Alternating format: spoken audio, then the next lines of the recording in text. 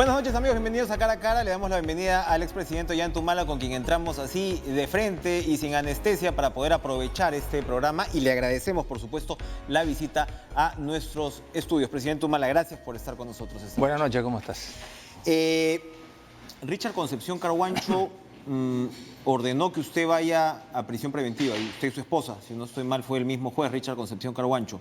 ¿Usted obraría un recurso similar al que ha obrado la defensa de Jaime Yoshiyama, la estrategia del fujimorismo, para sacar a Concepción Carhuancho del camino? ¿Considera que es un juez parcializado o que ha perdido el principio de imparcialidad de lo que se le acusa? Bueno, en principio, para un juez, el peor insulto que le pueden decir es que haya perdido la imparcialidad, ¿no? Como a un fiscal que haya perdido la objetividad. A mí me sorprende que por unas declaraciones un prófugo de la justicia logre una recusación a este juez, ¿no? Y se lo digo porque en nuestro caso, no solo hay declaraciones directas contra nosotros adelantando opinión.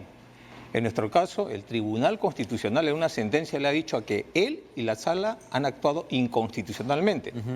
La Sala se inhibió después de esta sentencia.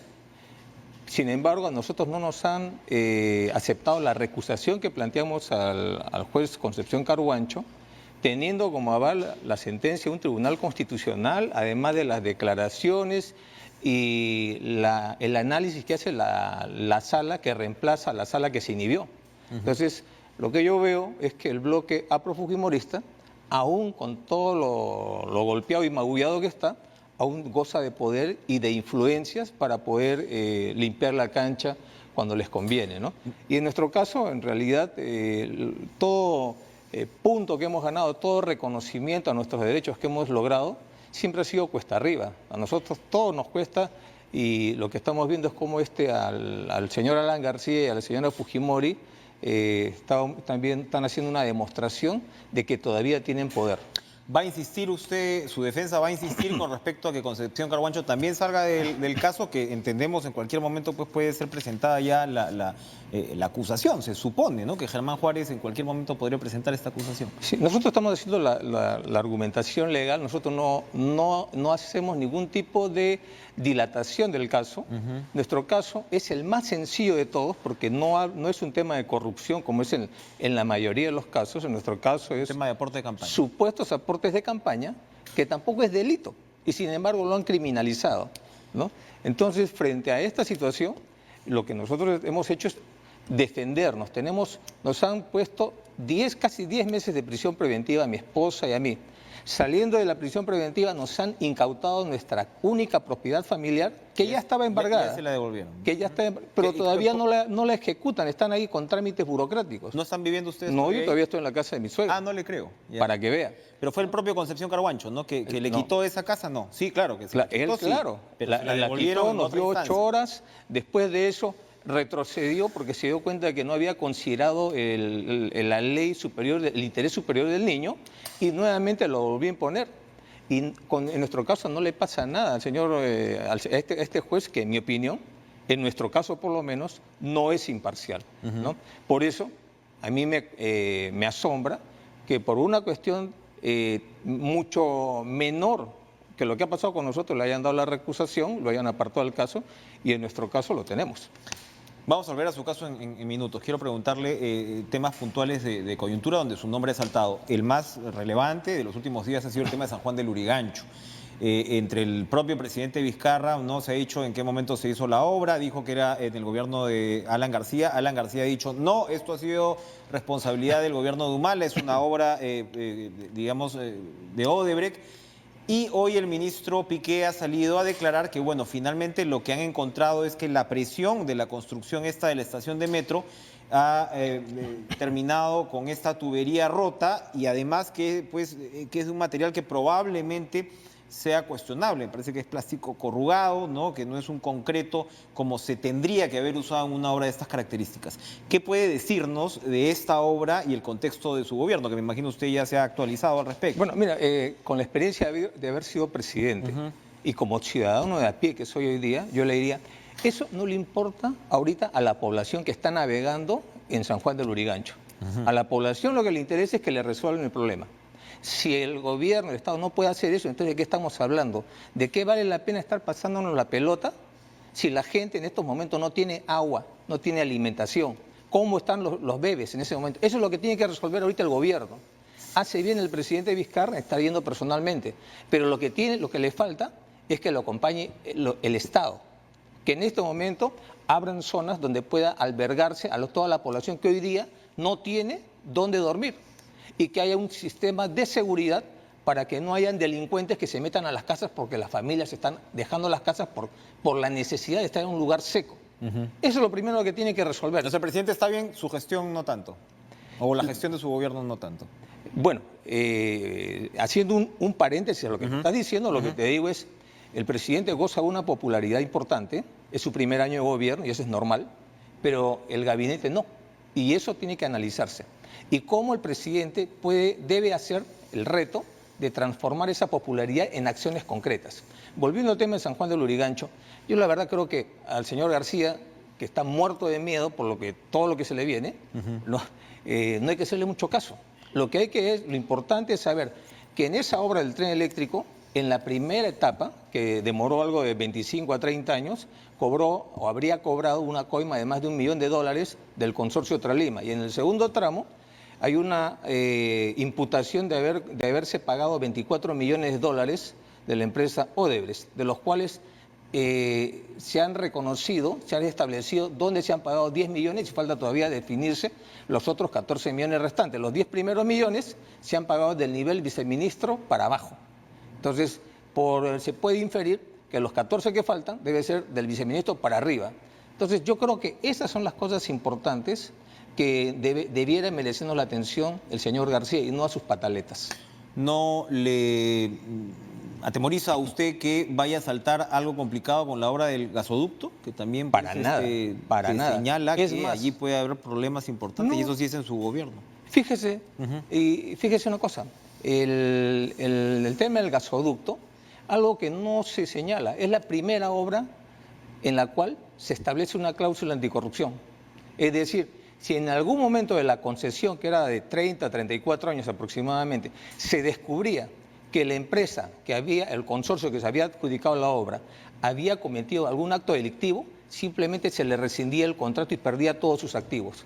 Por eso, ese es un punto muy importante que ningún gobierno en la historia del Perú lo ha hecho, nosotros lo hemos hecho. Es más, el acuerdo que próximamente debe firmar Odebrecht con la Fiscalía, en realidad es un espaldarazo a mi gestión, porque la misma empresa señala que en el gasoducto no hay nada de corrupción, ni pagaron ni les pidieron.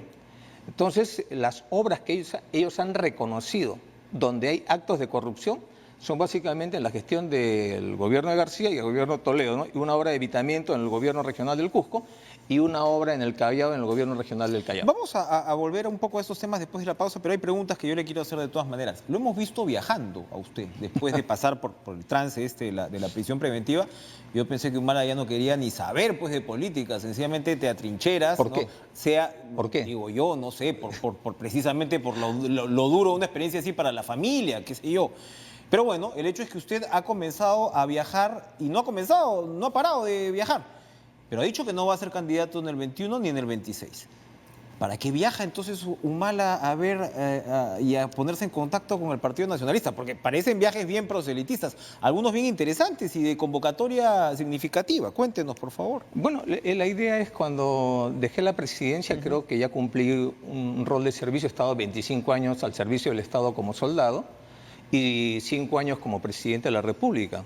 Ya he cumplido 30 años sirviendo a mi país. Yo nunca he trabajado para el sector privado, ¿no? Pero yo creo en las instituciones, yo provengo de instituciones, el Ejército es una de las instituciones más sólidas y antiguas de la República. Yo creo en partidos políticos, entonces lo que yo quiero es fortalecer el Partido Nacionalista.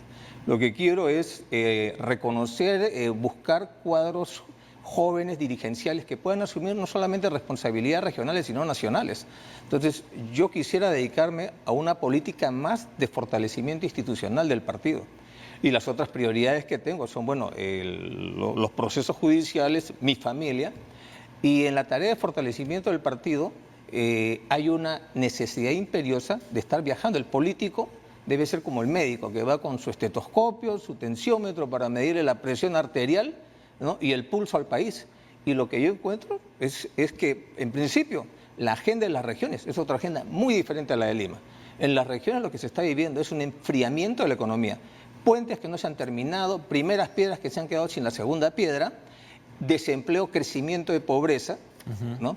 Y entonces uno dice, ¿dónde está el Estado acá? ¿Dónde está la gestión del gobierno? Esa es una crítica constructiva que le hago al gobierno, porque creo que no basta que el presidente viaje.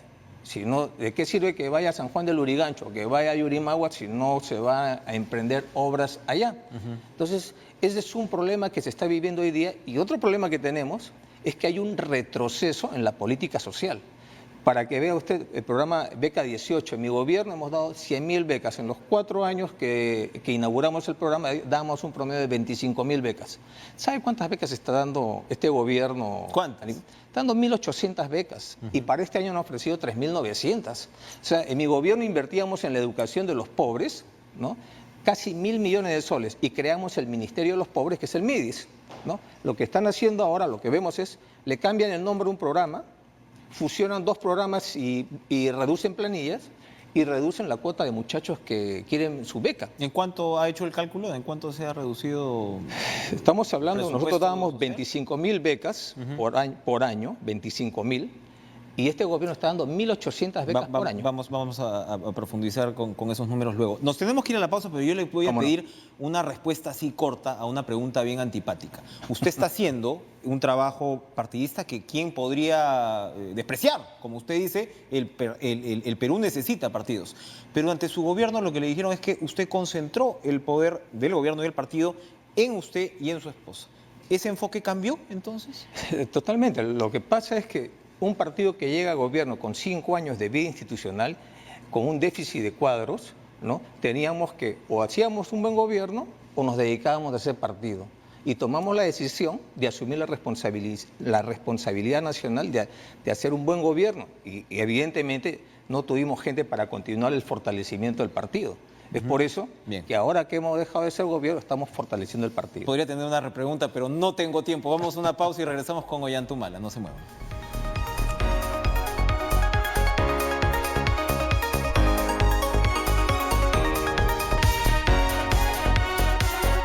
Estamos con el expresidente Ollantumala.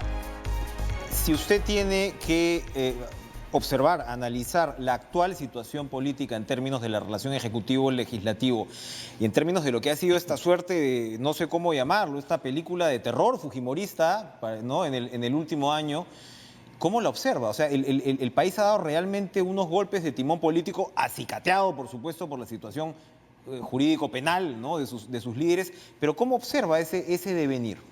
Yo de la coyuntura política. Lo observo con pena, porque estos 5 años debieron haber sido el cerrar con broche de oro el Bicentenario.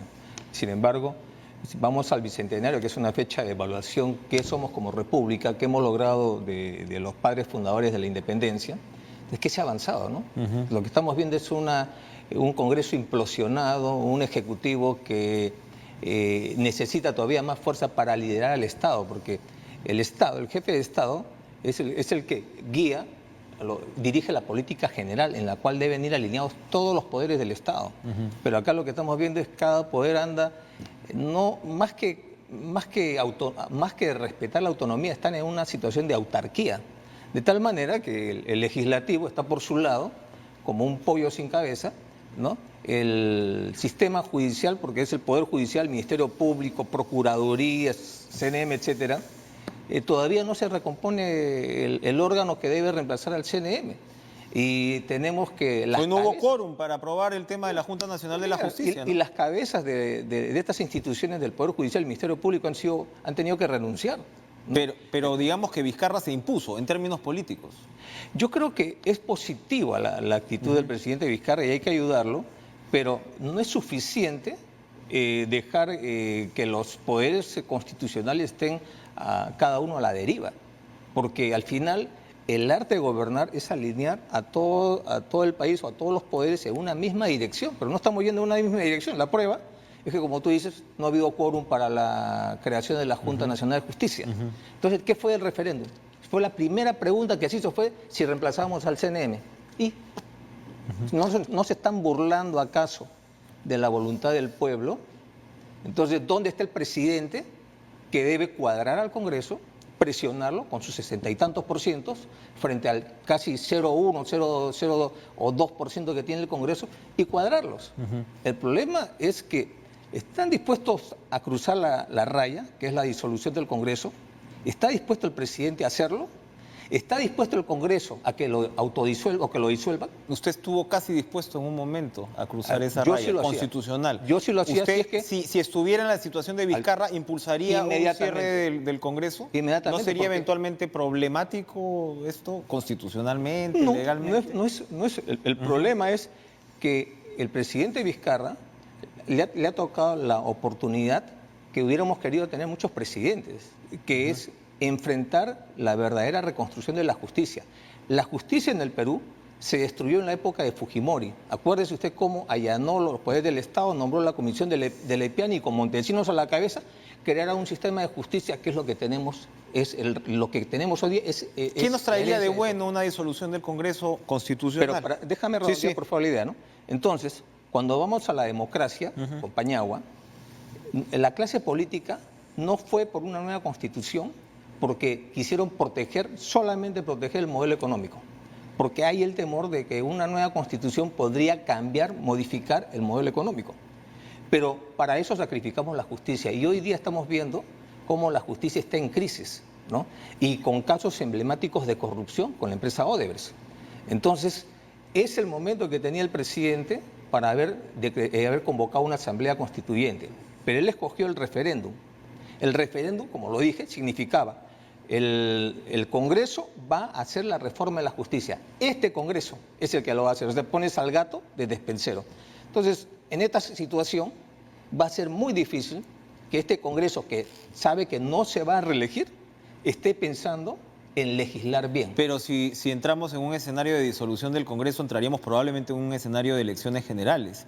Y usted bien sabe que como presidente de la República, pues un presidente de 70% no entrega el poder, pues, ¿no?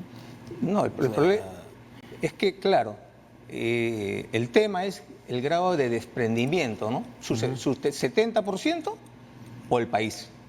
El problema que él puede tener, el presidente, es que no tiene partido, no tiene bancada. Como casi, Entonces, ¿qué presentaría? como casi todos ¿Qué presentaría? los gobiernos, ¿no? Entonces, claro, entonces ese puede ser un problema, pero hoy día, digamos, tenemos un Congreso que está atascado y no permite avanzar y le bloquea las iniciativas legislativas, no solamente del presidente, sino de todos los órganos que tienen iniciativa legislativa. Tenemos un sistema de justicia donde muchas veces los liderazgos intermedios superan a la cabeza de las instituciones y muchas veces se consolidan no por su propia hoja de servicios o sus fallos o sentencias, sino por el aplauso o por los medios. ¿Murió el fujimorismo? Yo creo que es muy difícil decir que alguien está muerto en política, pero creo que... Eso incluye a todos, claro. O sea, Claro, pero creo que hay algo que merece reflexión, ¿no? Muchos periodistas, muchos opinólogos y mucha gente, cuando estábamos de gobierno nosotros, creyó que el fujimorismo había cambiado. Creyeron que el fujimorismo de cambio 90 y que cada 5 años se cambiaba de nombre, se había vuelto democrático. Y creyeron que el APRA es democrático. Y se equivocaron. Y recién ahora muchos se dan cuenta de que el fujimorismo y el APRA no han cambiado. Tienen en su ADN el abuso y el autoritarismo. Y son lo mismo, porque... ¿Son lo mismo, le parece? O sea, ideológicamente... García nunca dio un golpe de Estado, ¿no?